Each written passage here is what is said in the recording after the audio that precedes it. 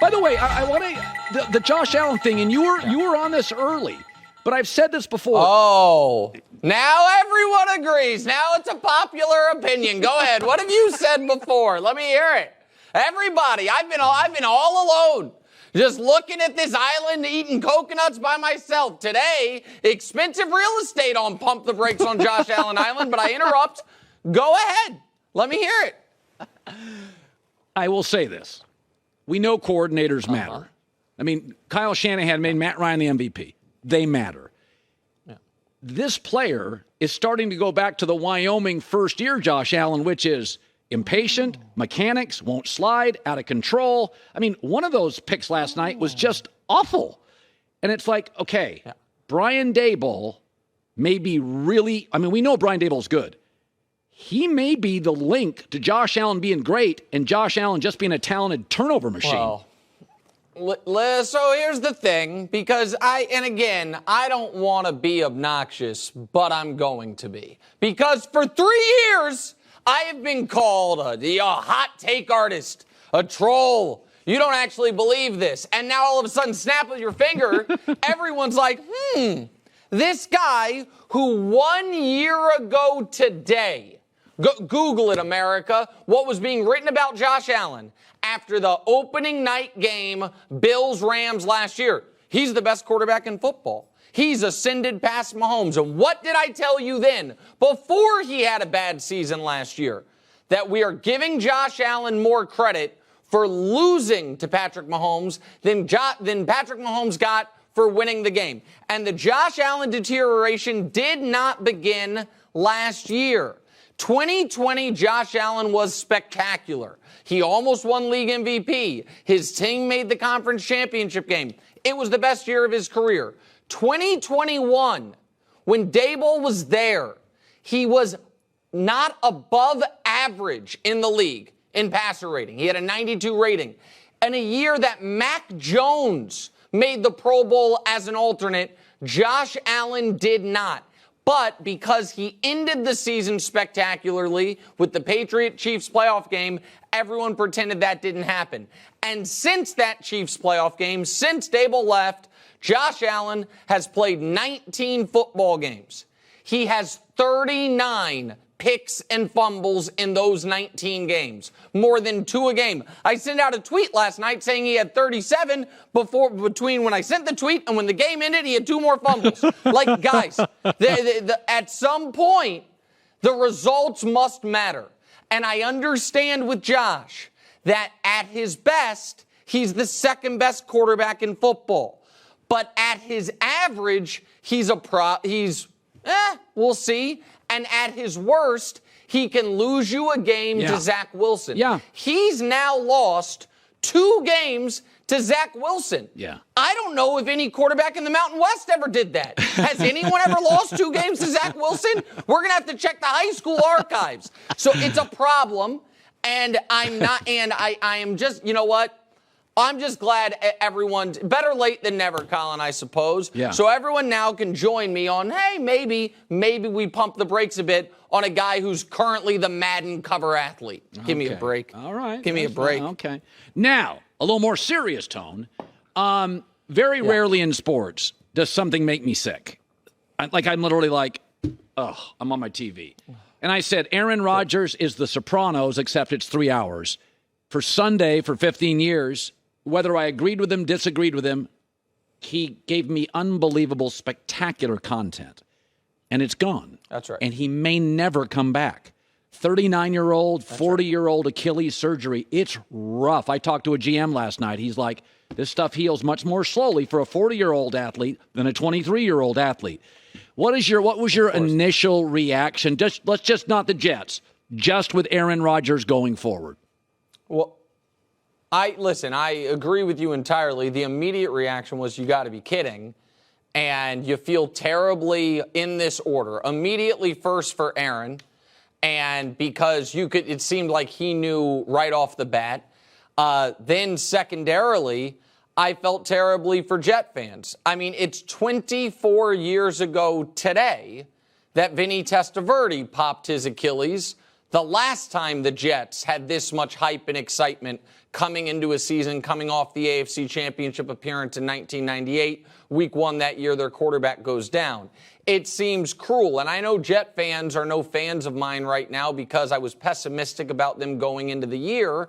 But then last night, watching the rest of the game, you somehow felt even worse because I think if you're a Jet fan today, how great Breece Hall looked, how fantastic that defense looked. Yeah. In some way is salt in the wound. Like, really? Our defense, does through week 1 look as good as advertised. Breece Hall looks fully healthy. Garrett Wilson makes the best catch of anyone in the league, in week 1. And yet now we're back on this Zach Wilson train.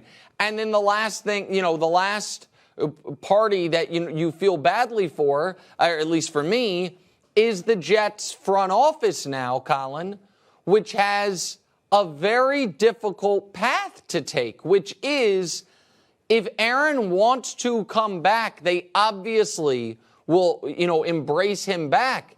But can you build your entire offseason and next year around a guy who will be 40, turning 41, coming off an Achilles?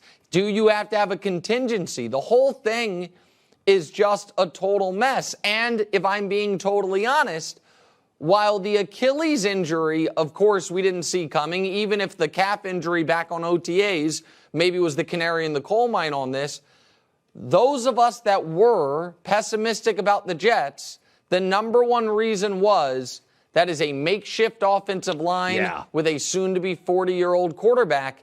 And what you saw last night in just those 4 snaps and then in Zach Wilson's part of it was the Jets planning on Aaron Rodgers being available for all 17 games was, with that offensive line, was probably overly optimistic, but him lasting less than the first drive and then suffering the worst injury of his career, it's just cruel. And I feel terribly for Jets fans, and I feel terribly for Aaron because I was excited, even though I was pessimistic about it, I was excited to see this chapter of his career to see what it was going to play out like, and now it might go totally unread or unwritten. So I have the Chiefs, Blaze, in my herd hierarchy at 5. As I said, they win the game with Travis Kelce. I thought San Francisco was sensational. Everybody else is mushed together. I mean, I'm on. We have. By the way, I think the Dolphins, Cowboys, Eagles, Chiefs. Once you have Travis Kelce and Chris Jones in, it's the same. But I think I had out of respect for what the Niners did to Pittsburgh on the road, just completely dismantled the organization. It's won. But I want to ask you, my takeaway on the Chiefs' loss was, they don't after this year probably need Chris Jones. And I love Chris Jones. So what's your reaction? I thought it was very team-friendly on a one-year deal for arguably now, along with Aaron Donald, the best defensive lineman in football. What did you make of a one-year deal? Well, listen, I think on the contract stuff, I think Chris Jones' agents did him a disservice. He had on the table 2 years, fully guaranteed, $54.5 million extension. He turned it down, accumulated more than $3 million in fines, and now he's back on the same salary, plus he's got to make up the fine money and incentives. So I think his agents didn't help him out here. I am thrilled he is back. The Super Bowl against the Niners, he made the plays in the fourth quarter against Jimmy G, the pass breakups that won us that Super Bowl. And I say us because, yes, of course, I am an unofficial member of the team. And then last year in the AFC Championship game, he ended the final drive that Burrow would have had to win the game. He deserves all the flowers and all the money, and I do hope that they work something out after the year as Chief for life. To your point, though, the reason, and I understand this was not, my most prescient take of all time, but the reason I predicted the Chiefs would go undefeated and win the Super Bowl and I got a tattoo accordingly was because I believed for the first time in the Patrick Mahomes era, they would have a top 10 defense. I thought when you played 7 rookies on defense last year, when you were going to have Chris Jones coming back and their big free agent acquisition, Charles Omenihu, has a 6-game suspension. He's coming back on the defensive line as well. That this defense could be pretty damn good. And we know the offense last year without Tyreek Hill was number 1 in points, number 1 in yards. So as much of a stomach punch as that Lions loss was, because it didn't have to happen, you had to walk away from that Lions game saying that defense played pretty damn well. Lions scored 21 points, 7 were on a pick six, another 7 were after a fake punt. They only had 2 offensive touchdown drives, and one of those drives went 3 and out, but they did the great fake punt. I think the Chiefs' defense can be top 10. I know the offense will be at minimum of top 4, which is why you having them 5th in herd hierarchy is just obviously patently absurd, but that's fine. It's fine. You just need to see more from Patrick Mahomes. I get it. What has he proven to you yet? I understand. By the way, I was saying this, one final thing. You're not a college football guy like me, but you follow it enough. The fact that Deion Sanders was the driving agent for 9.5 million people to watch that game. I've been told a bigger rating than Texas-Bama is, if that is not the power of stardom, Colorado football has never been fascinating in my life. And they are good now for 2 weeks in a row. Somebody said this morning to me. Don't be shocked if the Cowboys stumble if Jerry doesn't call Deion. What do you make of that story? Well, all right. So first of all, shout out to the entire Fox college football team. They're so good. The smart executives, in the corner offices that made a big bet, if we're being honest, on Colorado. Yeah. And it is paying off in spades. Our entire pregame show, and all of it being out there and leaning into this. Here's the other thing about the rating that game did. Nebraska is a tough watch, man. Yeah. Colorado TCU was exciting and up and down. Right. That Nebraska game, I don't know if J-Mac was on the same thing. I did something that I hated myself for immediately, and I can't believe I'm going to admit this publicly. I bet Nebraska because the line seemed so fishy. I'm like, 2.5 when the whole world loves Colorado? This makes no sense. And about 8 minutes into that game, I was like, this might be the worst bet I've ever made in my life. The Nebraska day, I don't think Tommy Frazier's walking through that door, and if he doesn't, we're in big trouble, boys. But here's the thing that I would say, because I know people are talking about Deion and the pros. Colin, do you think that that an NFL job is necessarily better these days than a top college job?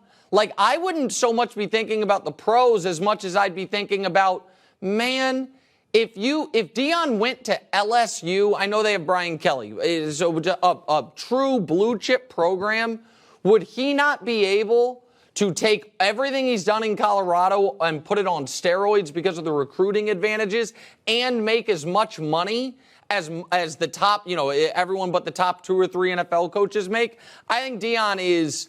The story he's writing, I talked about it last week, we've never seen anything like it. One of the greatest football players ever, a damn good baseball player, and what he's building in the coaching profession, it's spectacular. And turning Colorado football into one of the biggest stories in the world, and his son is breaking Joel Klatt's records. The whole thing, I can't believe it. I just can't believe it.